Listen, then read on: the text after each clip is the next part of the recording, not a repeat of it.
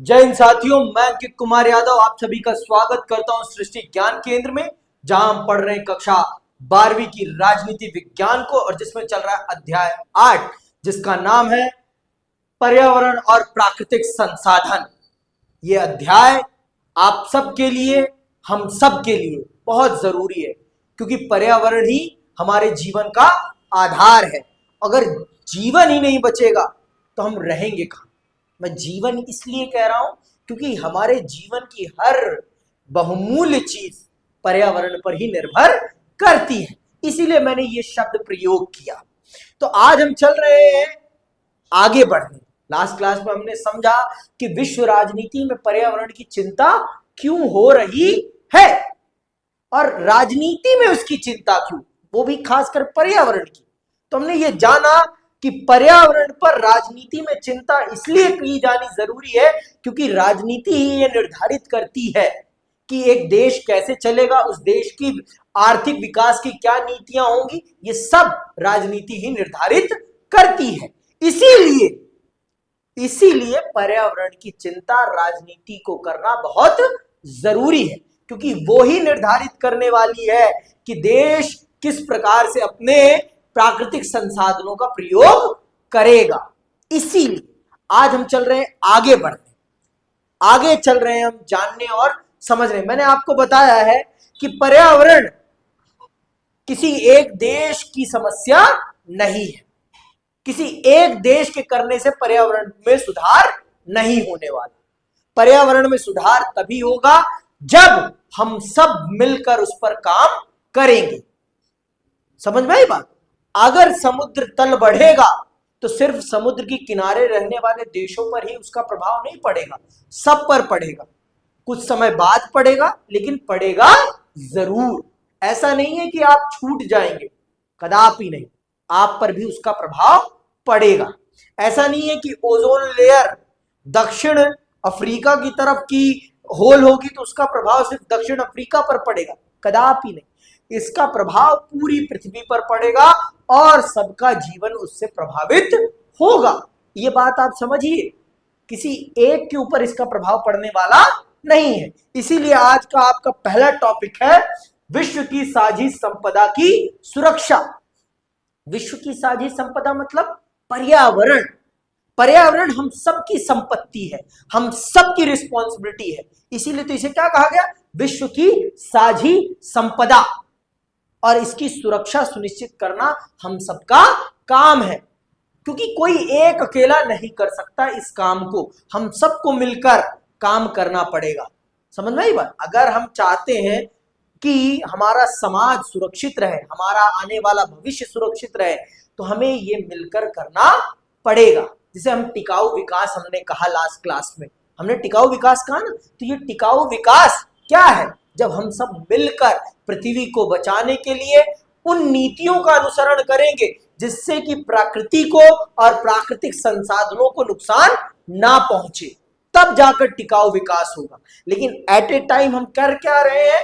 Eight ए time हम प्रकृति को सबसे ज्यादा नुकसान पहुंचा रहे हैं अपनी सुविधाओं के लिए, जो कि सरासर हमारे भविष्य को खतरे में डाल रहा है। आप इस बात को बहुत अच्छे से समझ लीजिए कि अगर हमें अपने भविष्य को बचाना है तो हमें आने वाले समय में अपनी विकास की नीति को परिवर्तित करना ही पड़ेगा। अगर हमने अपनी विकास की नीतियों को परिवर्तित नहीं किया तो हमारा ये पर्यावरण, हमारी ये पृथ्वी नहीं बचने वाली है।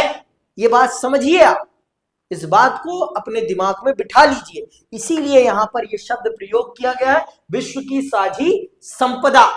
विश्व की साझी संपदा क्या है? पर्यावरण और ये पृथ्वी, और इसको बचाने के लिए हम सबको मिलकर काम करना पड़ेगा। तो आइए पढ़ते हैं और जानते हैं कि क्यों कहा गया है ऐसा।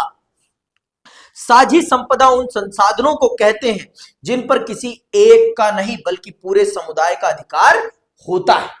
साझी संपदा उन चीजों को कहा जाता है जिन पर किसी एक का नहीं सबका अधिकार होता है। पेंसिल आपकी है लेकिन स्कूल सबका है। कॉपी आपकी हो सकती है, किताब आपकी हो सकती है, लेकिन क्लासरूम सबका है, टीचर सबके हैं। आप ये तो नहीं कह सकते ना कि सिर्फ मेरी टीचर है।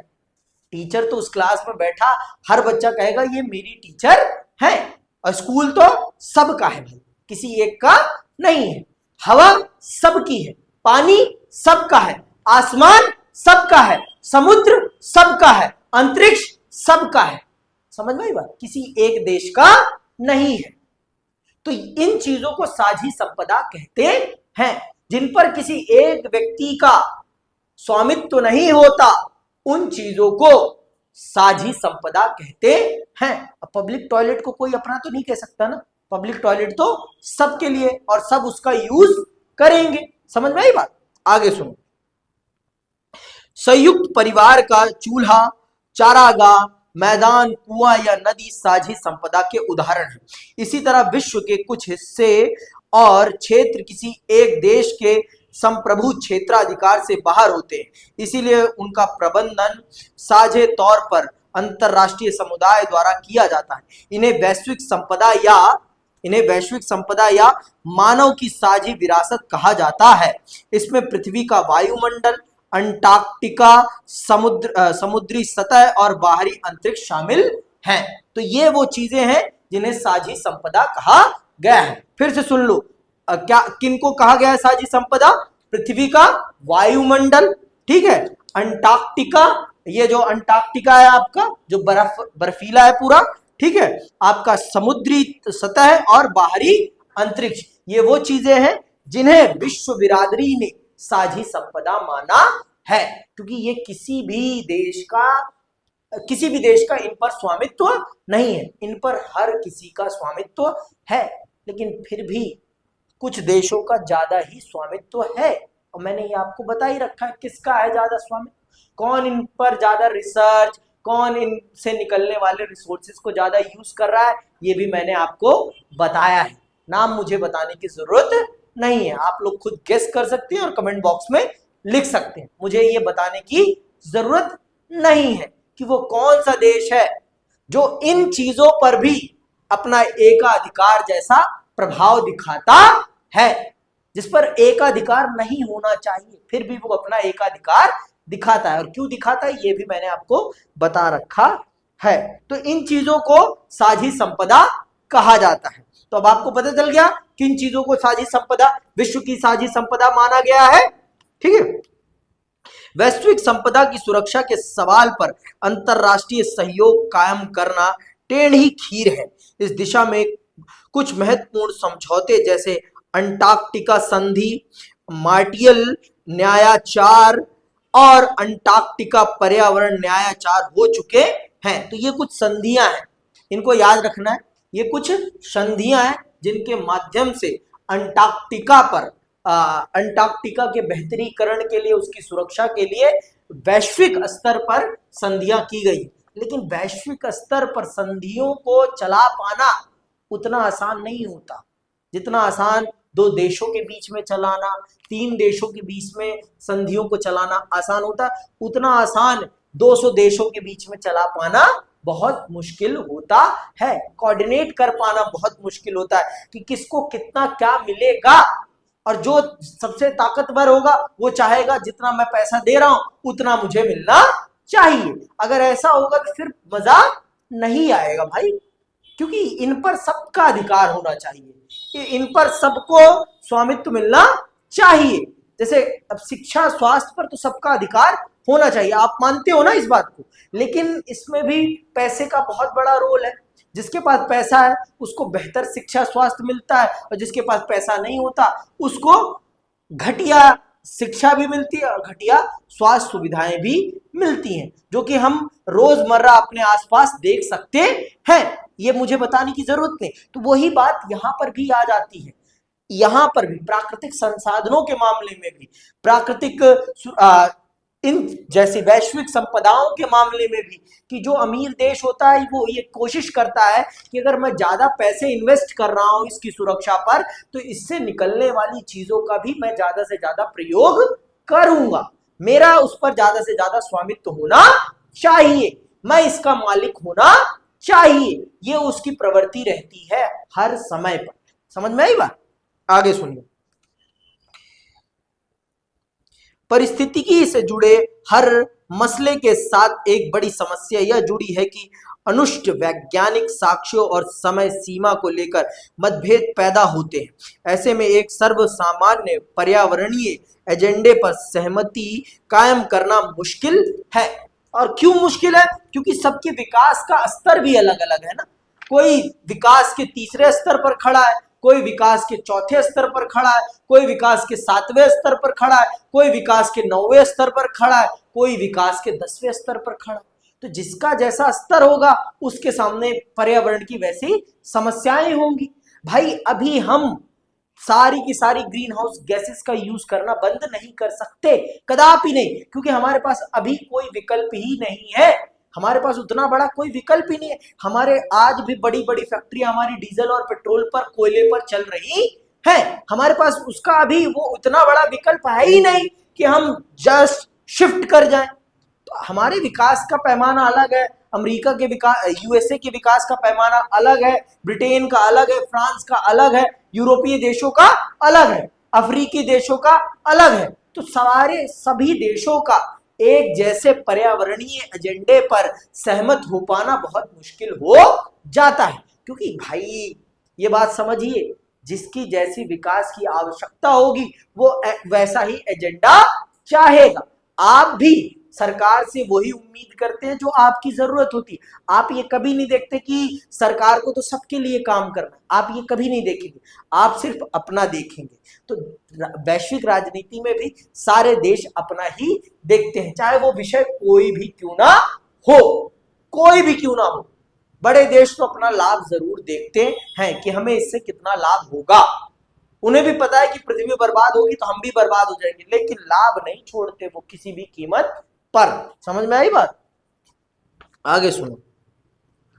इस अर्थ में 1980 के दशक के मध्य में अंटार्कटिका के ऊपर ओजोन परत में छेद की खोज एक आंख खोलने वाली घटना है। ठीक इसी तरह वैश्विक संपदा के रूप में बाहरी अंतरिक्ष के इतिहास से भी पता चलता है कि इस क्षेत्र में प्रबंधन पर उत्तरी और दक्षिणी गोलार्ध के देशों के बीच मौजूद असमानता का असर पड़ा है।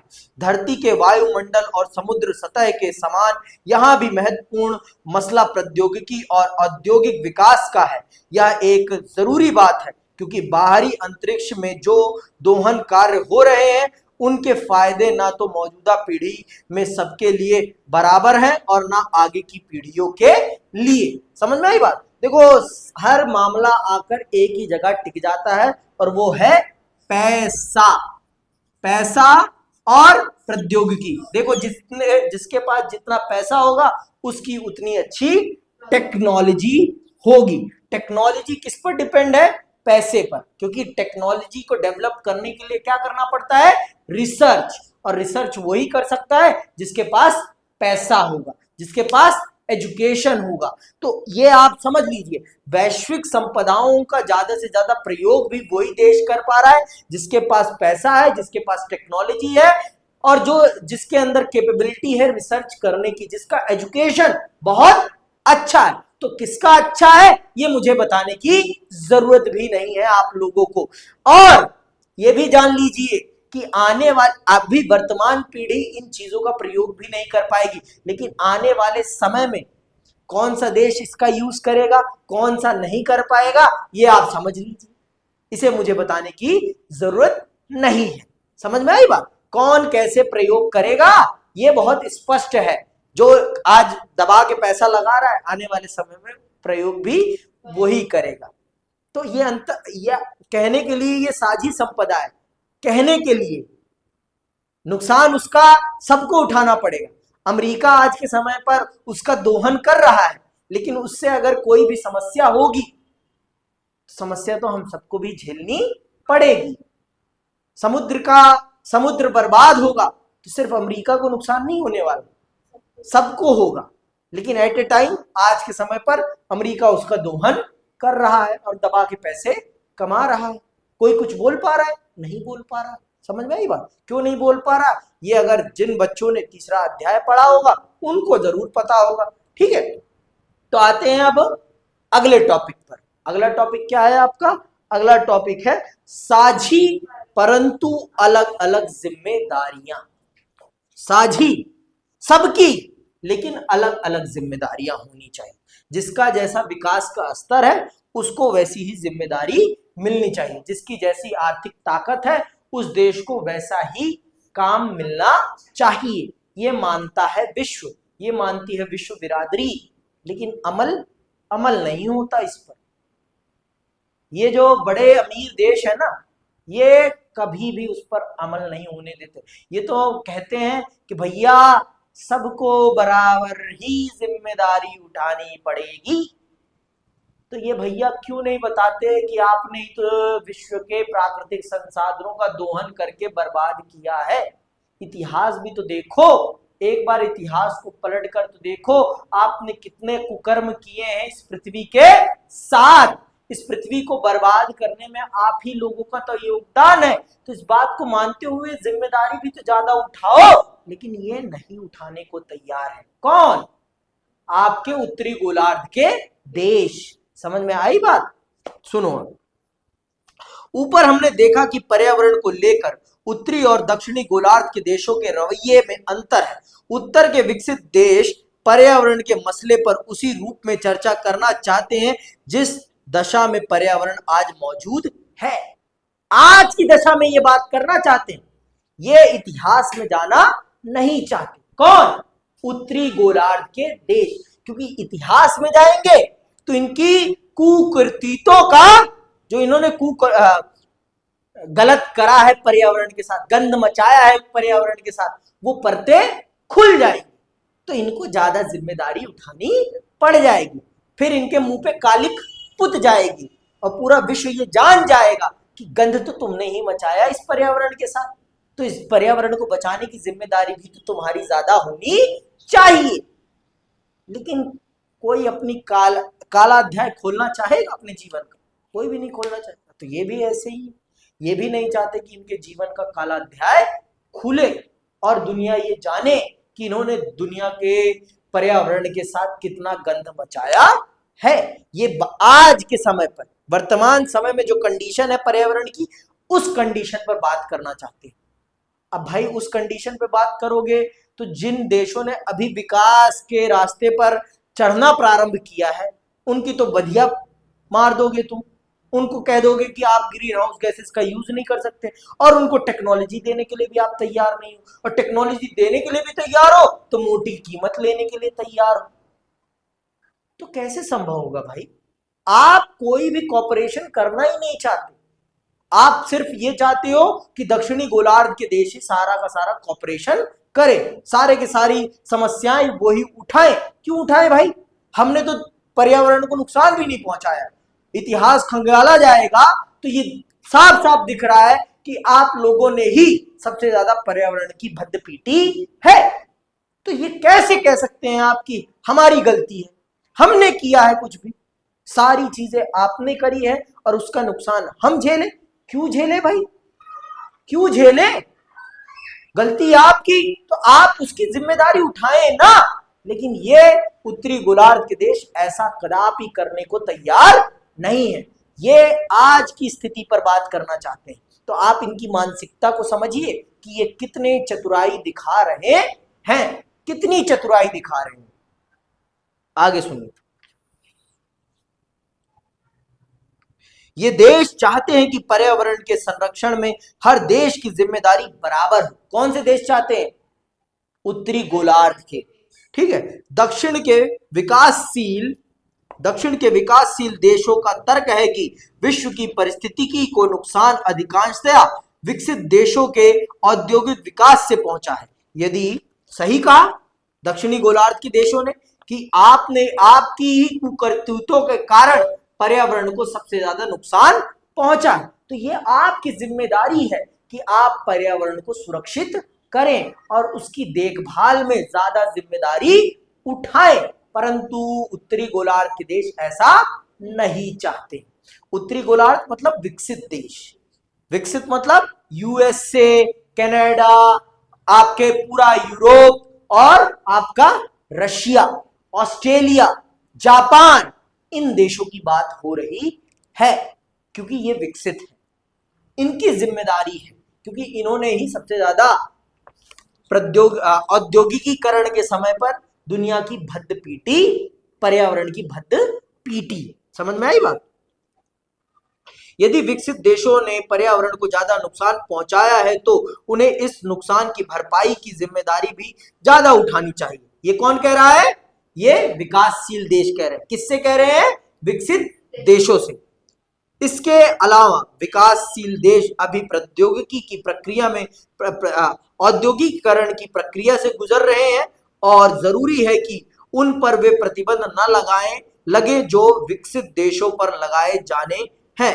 इस प्रकार अंतरराष्ट्रीय पर्यावरण कानून के निर्माण, प्रयोग और व्याख्या में विकासशील देशों की विशिष्ट जरूरतों का ध्यान रखा जाना चाहिए। सन 1992 में हुए पृथ्वी सम्मेलन में इस तर्क को मान लिया गया और इसे साझी परंतु अलग अलग जिम्मेदारी का सिद्धांत कहा गया। तो 1992 में जो पृथ्वी सम्मेलन हुआ उसमें यह तर्क माना गया, स्वीकारा गया और इसे ही कहा गया साझी परंतु अलग अलग जिम्मेदारियां। कि साझी सबकी है लेकिन सबकी अलग अलग जिम्मेदारी होगी, जिसकी जैसी कैपेबिलिटी होगी उसको वैसी जिम्मेदारी सौंपी जाएगी, जिससे कि वो बेहतर तरीके से उस जिम्मेदारी को निभा सके और पृथ्वी के विकास में और पृथ्वी के बचाव में सकारात्मक योगदान दे सके। समझ में आई बात? इस संदर्भ में रियो घोषणा पत्र का कहना है कि धरती के पारिस्थितिकी तंत्र की अखंडता और गुणवत्ता की बहाली, सुरक्षा तथा संरक्षण के लिए विभिन्न देश विश्व बंधुत्व की भावना से आपस में सहयोग करेंगे। पर्यावरण के विश्वव्यापी अपक्षय में विभिन्न राज्यों का योगदान अलग अलग है। इसे देखते हुए विभिन्न राज्यों की साझी परंतु अलग अलग जिम्मेदारियां होंगी। विकसित देशों के समाजों का वैश्विक पर्यावरण पर दबाव ज्यादा है और इन देशों के पास विपुल प्रौद्योगिकी एवं वित्तीय संसाधन है। इसे देखते हुए टिकाऊ विकास के अंतर्राष्ट्रीय प्रयासों में विकसित देश अपनी खास जिम्मेदारी स्वीकार करते हैं। तो ये माना गया जब रियो में ये सम्मेलन हुआ। लेकिन आप खुद देखो कि क्या विकसित देश जिस प्रकार से पृथ्वी को बचाने के लिए कंट्रीब्यूशन करना चाहिए, क्या वो कर रहे हैं? आप देखो, रिसर्च करो, यहां सिर्फ ऐसी हाँ नूना मत करो, ठीक है? आप रिसर्च करो, क्या उनका जिस प्रकार से पृथ्वी को बचाने के लिए योगदान होना चाहिए, क्या वो कर रहे हैं? अगर कर रहे हैं तो कैसे कर रहे हैं? अगर कर रहे होते तो ये युद्ध क्यों हो रहे होते? युद्धों के कारण कितनी ज्यादा हीट प्रोड्यूस हो रही है, आप इस बात को समझिए। युद्ध पर्यावरण को कितना नुकसान पहुंचा रहा है, इस बात को आप समझिए। बहुत सारी चीजें हैं, कितने पेड़ों को काटा जा रहा है, आप इस बात को देखिए। कितना विकास के लिए किस तरीके को अपनाया जा रहा है, इस चीज को देखिए आप। कैसा विकास करा जा रहा है, इस चीज को देखिए आप। इन सब चीजों को आप देखिए बहुत अच्छे से और समझिए क्या चल रहा है इस दुनिया में और क्या करने की कोशिश की जा रही है। क्या अमेरिका डीजल पेट्रोल छोड़ चुका है? ये पता करिए आप लोग। क्या अब अमेरिका पेट्रोल डीजल का प्रयोग नहीं कर रहा? ये देखिए। क्या यूरोपीय देश पेट्रोल डीजल का प्रयोग नहीं कर रहे? इस बात को देखिए। उनकी बिजली उत्पादन का क्या तरीका है, उनके ऊर्जा का क्या तरीका है, किस प्रकार से वो अपनी ऊर्जा की आपूर्ति कर रहे हैं। इन सब चीजों को देखना और समझना हम सबके लिए बहुत जरूरी है। जब तक हम इन सब चीजों को नहीं देखेंगे तब तक हम ये कभी नहीं समझ पाएंगे कि ये देश जिनको विशेष जिम्मेदारी लेने के लिए कहा गया है रियो सम्मेलन में, क्या सच में वो उन जिम्मेदारियों को अपने कंधे पर उठा भी रहे हैं या सिर्फ कहने के लिए कह दिया गया है? समझ में आई बात? तो इन सब चीजों को तभी हम समझ पाएंगे जब हम रिसर्च करेंगे, हम जब किताबों को खोलेंगे, जब हम इंटरनेट का उचित प्रयोग करेंगे। लेकिन इंटरनेट का उचित प्रयोग हम कहाँ कर पाते हैं? हम तो अलग तरीके से प्रयोग करते हैं। समझ में आई बात? तो ये बड़े दुर्भाग्य की बात है, दुर्भाग्य है ये। और सच बताओ मुझे, क्या बिना पर्यावरण के आप अपने जीवन की कल्पना कर सकते हो? तो नहीं कर सकते जब, तो पर्यावरण को बचाने के लिए आप कितना कंट्रीब्यूट कर रहे हो, आप कितनी रिसर्च कर रहे हो, आप कितने लोगों को अवेयर कर रहे हो। सुबह सुबह स्मोक दिखने लगी है ना अब दिल्ली में, है ना, हालत टाइट होने लगी ना सांस लेने में, हो रही है कि नहीं हो रही? जलन फील होने लगी होगी धीरे धीरे। अब जलन नहीं, मर जाओगे, मर जाओगे घुटन भरी हवा में। दिल्ली का एयर क्वालिटी इंडेक्स पता है कितना है? 284 है, 284। इतनी पॉल्यूटेड हवा है दिल्ली की। हम दिल्ली भारत की राजधानी में रह रहे हैं। हम कितने पब्लिक ट्रांसपोर्ट का यूज कर रहे हैं? कितने पब्लिक ट्रांसपोर्ट? बहुत नहीं यूज करते हैं। समझ में आई बात? हम पब्लिक का ना यूज करके हम पर्सनल व्हीकल्स का यूज करते हैं ज्यादा से ज्यादा। अमीर घरों में जाओ आप, लोग होंगे चाहे 4 और उनके घर में गाड़ियां भी होंगी 4। बताओ, हर व्यक्ति निकलेगा तो अपनी अपनी गाड़ी लेके निकलेगा, तो ऐसे देश बचेगा। सरकार की गलती है, मैं मानता हूं, लेकिन हमारी भी तो गलती है ना। हम अपनी कब मानेंगे? कभी ताली एक हाथ से नहीं बजती। ताली बजाने के लिए दोनों हाथों का एक साथ घर्षण होना जरूरी है। सरकार अपनी नीतियों में तभी सफल हो पाएगी जब हम उसको क्या करेंगे? सहयोग करेंगे। हम सहयोग करने के लिए तैयार हैं सरकार का। बताएं आप, पक्ष विपक्ष दोनों लग चुके हैं, है ना। वो कह रहे हैं हम तो ये कर रहे हैं, हम ये कर रहे हैं, और विपक्ष कह रहा है कि आप कुछ नहीं कर रहे। तो जब आप पक्ष में थे तो आप क्या कर रहे थे? अभी भाजपा और आम आदमी पार्टी के बीच में दिल्ली के पोल्यूशन को लेकर टसल स्टार्ट हो गया है, और टीवी पे आप देख सकते हैं भाजपा के प्रवक्ता यमुना नदी के किनारों पर पहुंच गए होंगे और उनकी वहां से कवरेज हो रही है दबा के, है ना। पोल्यूशन की खबर आने लगी है ना, टीवी पे दिखने लगी है कि नहीं दिख रही है? अभी भी हॉट टॉपिक बन गया है ना। इसी टाइम याद आता है क्या पोल्यूशन हमें? इसी टाइम क्यों याद आता है? क्योंकि इस टाइम चौक पे होता है, टॉप पर होता है, और टाइम हम कहां मर जाते हैं, तब क्यों याद नहीं रहता हमें? एक दिन में तो गंदा नहीं हुआ है ना ये इन्वायरमेंट, एक दिन में तो नहीं साफ होने वाला। हमें इसके लिए हमेशा काम करना पड़ेगा। पर हम तो भूल जाते हैं ना दिवाली के बाद, होली के बाद, है ना। हमें अभी याद आ रहा है क्योंकि अभी दिखना स्टार्ट हुआ है। बीमारियां दिखती नहीं है, बीमारियां आती हैं चुपके से, आपके नाक के माध्यम से आपके शरीर में घुस के आपको कफन पहना के चली जाती है। थोड़ा समझदार बनिए। आ रहा है चुनाव, इस बार चुनाव में मुद्दा जरूर रखिएगा आप लोग। ये सबसे कह रहा हूं मैं, ये मुद्दा जरूर होना चाहिए आपके वोटिंग का, कि दिल्ली के प्रदूषण के लिए हमारी सरकारें क्या करेंगी, यमुना को बचाने के लिए हमारी सरकारें क्या करेंगी, स्कूलों के बेहतरीकरण के लिए हमारी सरकारें क्या करेंगी, स्वास्थ्य को बेहतर बनाने के लिए हमारी सरकारें क्या करेंगी। ये हमारे मुद्दे होने चाहिए। लेकिन वास्तविक तौर पर क्या हमारे ये मुद्दे होते हैं? कदापि ही नहीं। और हम लोग कितनी जिम्मेदारी से उन नीतियों का अनुसरण करेंगे जो सरकार लागू करेगी, हम कितनी अच्छे से, समझ में आई बात? इन बातों को भी तो समझना पड़ेगा ना हमें। हर चीज सरकार नहीं कर सकती और हर चीज हम भी नहीं कर सकते, हम दोनों को मिलकर ही करना पड़ेगा। इसी को कहते हैं साझी परंतु अलग अलग जिम्मेदारियां। इसको मैंने भारत के संदर्भ में, दिल्ली के संदर्भ में आपको समझा दिया। सरकार की अलग जिम्मेदारी है और हम लोगों की भी अलग जिम्मेदारी है। हम दोनों का कोऑर्डिनेशन होगा तभी जाकर दिल्ली इस प्रदूषण के कुचक्र से बाहर निकल पाएगी, और नहीं तो कभी नहीं निकल पाएगी। हमारी गंगा मैया नाला बन जाएंगी और हम कुछ नहीं कर पाएंगे। मैया मैया ही कहते रह जाएंगे और मैया नाले में तब्दील हो जाएंगी। समझ में आई बात? तो नाले में वो ना तब्दील हो, इसके लिए सरकार पर हमें दबाव बनाना पड़ेगा। हमें आगे आना पड़ेगा, हमें इन मुद्दों को उठाना पड़ेगा। समझ में आई बात कि अभी भी नहीं आई है? तो क्या है साझी परंतु अलग अलग जिम्मेदारी, समझ गए? भारत के संदर्भ में भी समझ गए और विश्व के संदर्भ में भी समझ गए कि उत्तरी गोलार्ध के देशों को ज्यादा जिम्मेदारी उठाने की जरूरत है, क्योंकि उन्होंने ज्यादा भद्दपीटी है किसकी? पर्यावरण की। उनके पास टेक्नोलॉजी भी ज्यादा है, एजुकेशन भी ज्यादा है और रिसोर्सेज भी ज्यादा है, तो इसीलिए उनको ज्यादा जिम्मेदारी उठाने की जरूरत है पर्यावरण को बचाने के लिए। समझ में आई बात कि अभी भी भेजे में नहीं है, गई है ये बात? आ गई?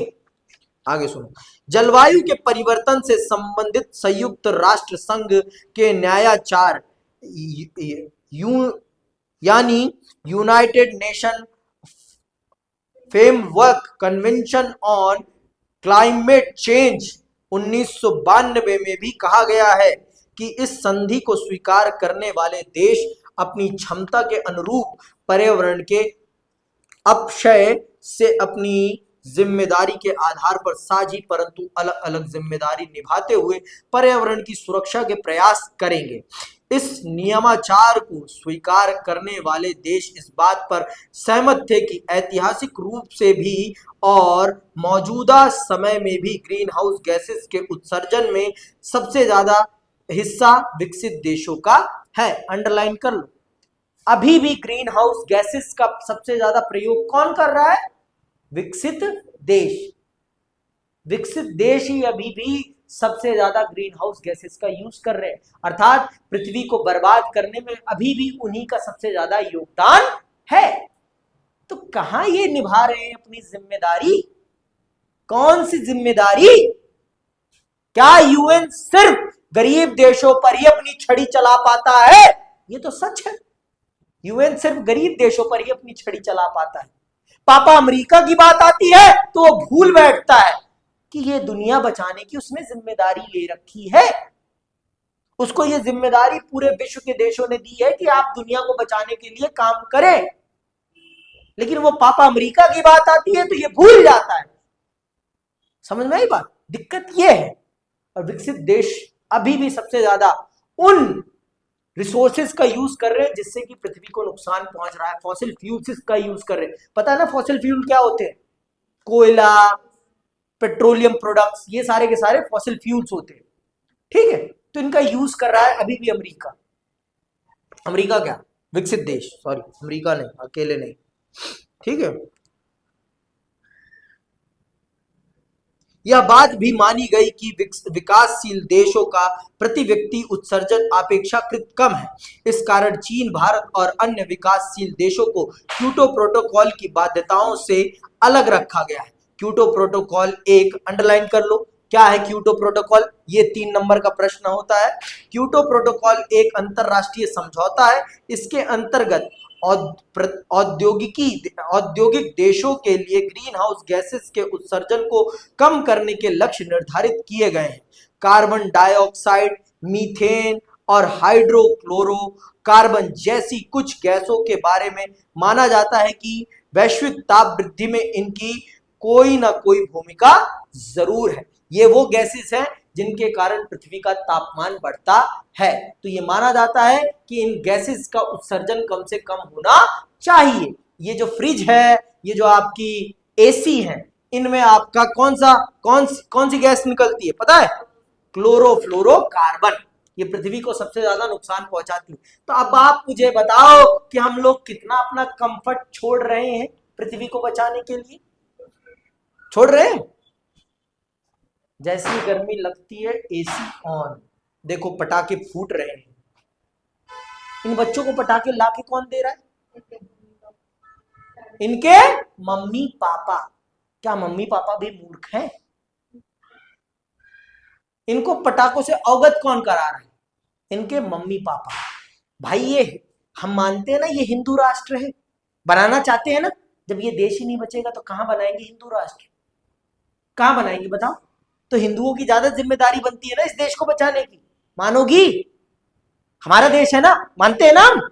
तो बचाने की जिम्मेदारी किसकी है? हमारी। जो गलत करे उसे रोकना है ना हमारा काम। और हम तर्क क्या देते, हमारे ही धार्मिक त्योहारों के समय पर इनको पर्यावरण याद आता है। बना लेना फिर हिंदू राष्ट्र, जब ये देश ही नहीं बचेगा, ये पर्यावरण ही नहीं बचेगा, तो बना लेना हिंदू राष्ट्र। कहां बनाओगे? दूसरे गोले पर।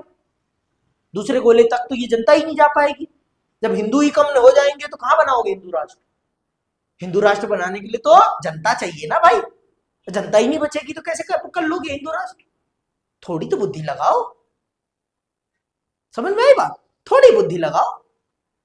और हमारे धर्म में कहीं नहीं लिखा है कि पटाखे फोड़कर ही आप उत्साह मनाएंगे अपना। दिवाली पे तो ऐसा करने के लिए कहीं लिखा ही नहीं। वो तो आप अपने आत्म संतोष के लिए कि हमारे पास पैसा इफराद है, हम पैसे पर आग लगा सकते हैं, ये दिखाते हैं आप, और कुछ नहीं। जो लोग ये पटाखे फोड़ रहे हैं ना, इन्हीं को अस्थमा भी होगा, इन्हीं को सारी बीमारियां होंगी। कहते हैं ना, जो बोगे वो काटोगे। बोया पेड़ बबूल का, आम कहां से होए।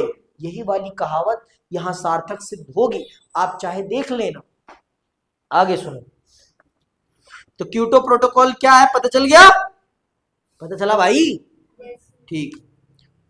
ग्लोबल ग्लोबल ग्लोबल वार्मिंग की परिघटना में विश्व का तापमान बढ़ता है और धरती के जीवन के लिए यह बात बड़ी प्रलयकारी साबित होगी। जापान के क्योटो में 1997 में इस प्रोटोकॉल पर सहमति बनी। 1992 में इस समझौते के लिए कुछ सिद्धांत तय किए गए थे और सिद्धांत की इस रूपरेखा यानी United national framework convention on climate change पर सहमति जताते हुए हस्ताक्षर हुए थे। क्योटो प्रोटोकॉल पर इन्हीं सिद्धांतों के आलोक में सहमति बनी। तो ये क्योटो प्रोटोकॉल उन सहमतियों का प्रोटोकॉल है जिन पर विश्व बिरादरी मानती है कि इन सिद्धांतों का अनुसरण करके हम विश्व के पर्यावरण को बचा सकते हैं। क्योटो कहां है? क्योटो जापान में। और रियो कहां है? रियो कहां है? मारूंगा थप्पड़। जापान में होगा, जर्मनी में है।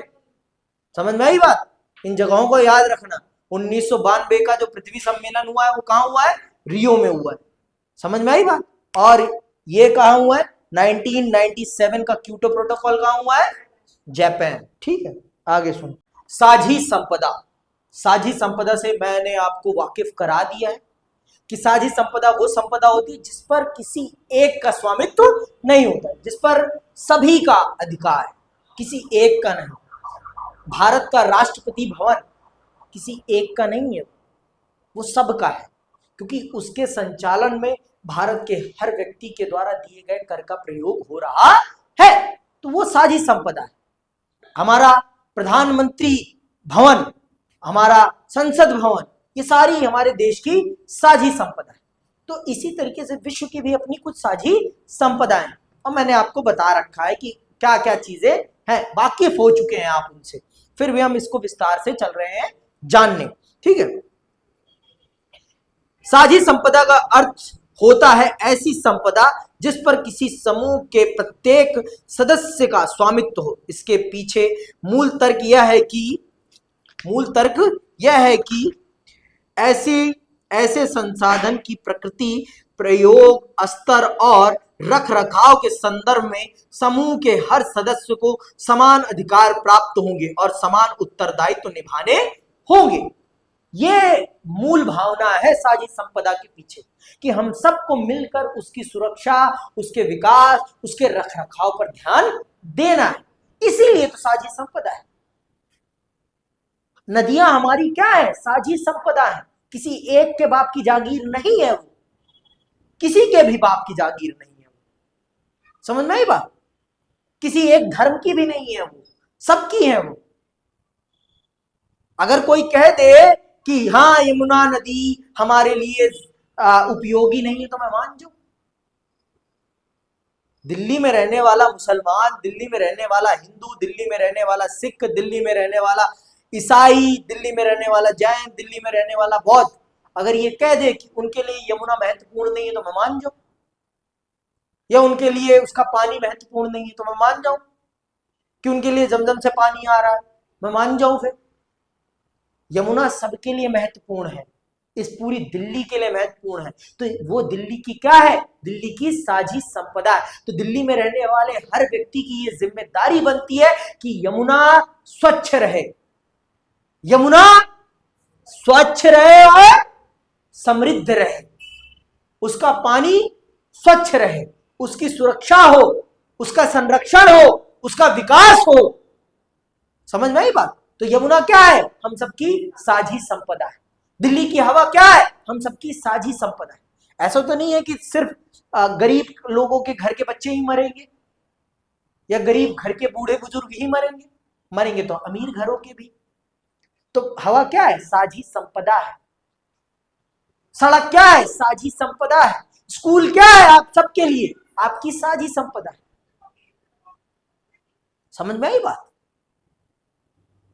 भाई डीटीसी की बसों को नुकसान पहुंचेगा तो उससे नुकसान डीटीसी को नहीं होने वाला, दिल्ली सरकार को नहीं होने वाला, हम सबको होने वाला। दिल्ली मेट्रो खराब होती है, उसमें दिक्कत आती है, तो उसका प्रभाव हम सब पर भी पड़ेगा, क्योंकि ये सारी चीजें क्या है? साझी संपदा है।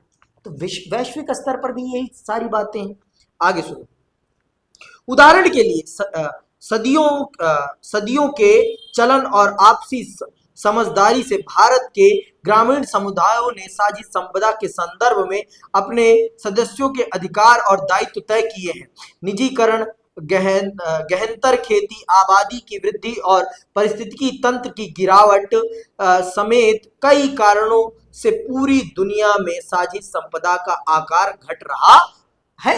आज के टाइम पर साझी संपदा नाम की कुछ चीज ही नहीं तो पहले के समय पर साझी संपदाएं होती थी। गांव का एक अपना कुआं होता था जिसकी देख रेख सब करते थे, उसकी स्वच्छता, उसकी मेंटेनेंस सब कराने की जिम्मेदारी पूरे सभी गांव वाले लेते थे। लेकिन आज हमें ऐसा देखने को मिलता है? नहीं देखने को मिलता। ये हम सबका दुर्भाग्य है, ये दुर्भाग्य है। पहले गांव में एक अपना पूरा का पूरा क्या कहते हैं उसे, गोबर जहां कलेक्ट करते हैं, ठीक है, वो होता था, सब एक दूसरे को कोऑर्डिनेट करते थे। देखो पूंजीवाद ने ना हमारे अंदर सामुदायिक भावनाओं को समाप्त कर दिया है। हमारे अंदर सामुदायिक मतलब समूह में काम करने की भावनाओं को समाप्त कर दिया। हमारे अंदर एकलवाद पैदा कर दिया, एकलवाद कि हम ही हैं जो है। एकलवाद अच्छा नहीं होता समाज के लिए, तो खासकर क्योंकि आप जब हम समाज में रह रहे हैं तो हमें सबके साथ रहना है, हमें सबका विकास करना है, और अगर हम सबका विकास नहीं करेंगे तो हम आगे नहीं बढ़ पाएंगे। और पूंजीवाद ने हमारे अंदर एकलवाद पैदा कर दिया है, जो कि सरासर एक सामाजिक समूह के लिए नकारात्मकता का भाव है, नकारात्मक चीज है, ये समाज को बर्बाद कर देगा। समझ में आई बात कि नहीं आई? अभी भी आ गई? इतनी सी बात। चलो आगे सुनो, आगे क्या कहता है? उसकी गुणवत्ता और गरीबों को उसकी उपलब्धता कम हो रही है। राजकीय स्वामित्व वाली वायु भूमि पर पावन माने जाने वाले वन प्रांतर के वास्तविक प्रबंधन की पुरानी व्यवस्था साझी संपदा के रखरखाव और उपभोग का ठीक ठाक उदाहरण है। दक्षिण भारत में वन प्रदेशों में विद्यमान पावन वन प्रांतरों का प्रबंधन परंपरा अनुसार ग्रामीण समुदाय करता आ रहा है। तो ये सारी चीजें, जंगल क्या है? साझी संपदा है। ये सारी की सारी चीजें साझी संपदा का उदाहरण है। ये सारी की सारी चीजों पर सबका अधिकार है, किसी एक का नहीं। अब हम अगली क्लास में भारत का दृष्टिकोण समझेंगे कि भारत पर्यावरण पर क्या दृष्टिकोण रखता है। ठीक है, तो ये बात बहुत अच्छे से जान लो कि पर्यावरण किसी एक के बाप की जागीर नहीं है, हम सब के बाप की जागीर है, और हम सबकी ये जिम्मेदारी बनती है कि हम पर्यावरण की सुरक्षा के लिए काम करें। हम अपनी तरफ से जो कर सकते हैं वो करें। समझ में आई बात? इसी के साथ मैं विदा लेता हूं। जय हिंद, जय भारत।